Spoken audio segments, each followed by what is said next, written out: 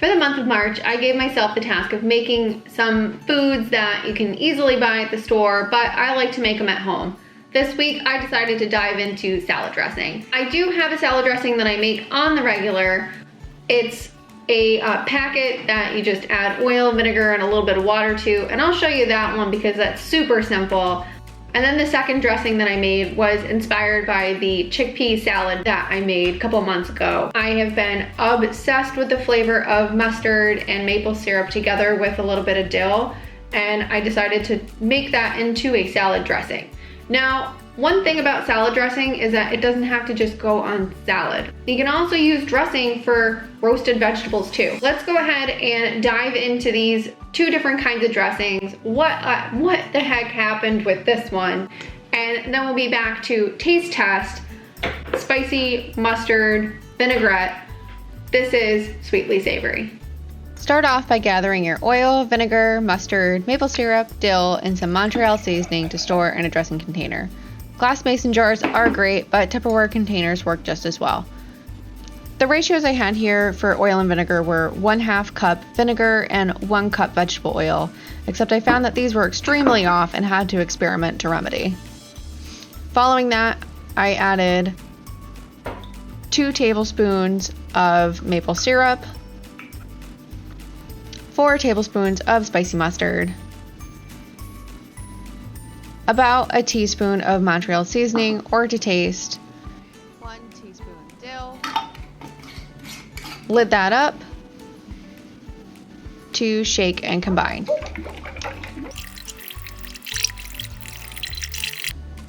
Just from the first appearance, I could tell that the color was a little cloudier than expected and confirmed that after a quick taste. Running out of room in the first jar, I split the mixture into 2, and thankfully this would throw off the oil to vinegar ratios, magically creating a better 1/4 cup vinegar to 1/2 cup oil ratio. I gave this a shake to see if that would just kind of fix everything. See, this looks fine. And while it did look okay, the flavor was still off. I added a little bit more mustard and maple syrup, then pow! Doesn't look like it changed all that much, but it definitely tasted a lot better. Now for the oops dressing. I tried to doctor up the other half of that dressing by adding mustard, syrup, and seasonings, but it didn't really work, so I'll just have to fix that at some later point. Thankfully, this second dressing had tried and true ratios, so let's get into it. You're going to take a 1/4 cup vinegar, 2/3 cup vegetable oil, 3 tablespoons of water, and the packet of good seasoned Italian dressing. Now they do have other varieties of this dressing. I just really like this one, so I tend to buy it in bulk. Lid it up, give it a shake. And it can definitely be enjoyed right away, but I prefer mine chilled so that it doesn't separate like this freshly made batch.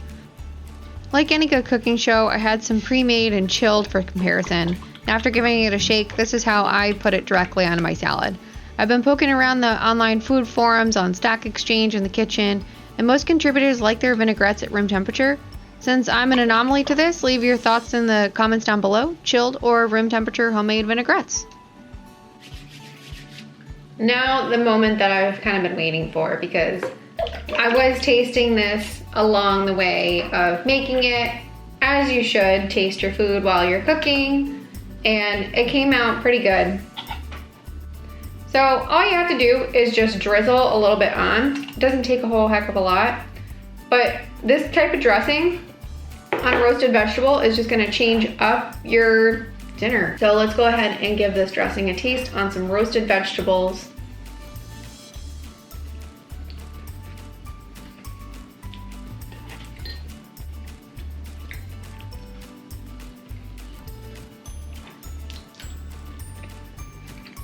I don't know, for me, the combination of Brussels sprouts with this vinaigrette,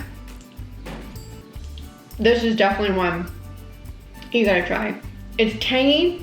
People say that there's a sourness to, or like some sort of awkward taste of Brussels sprouts. The vinegar and the mustard really kind of cut through that, and Wow, I really like this combination together.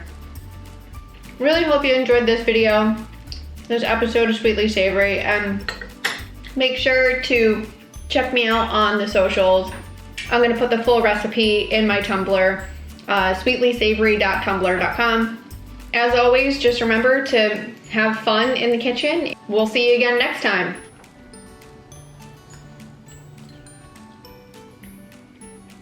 Should be called Tasty Savory.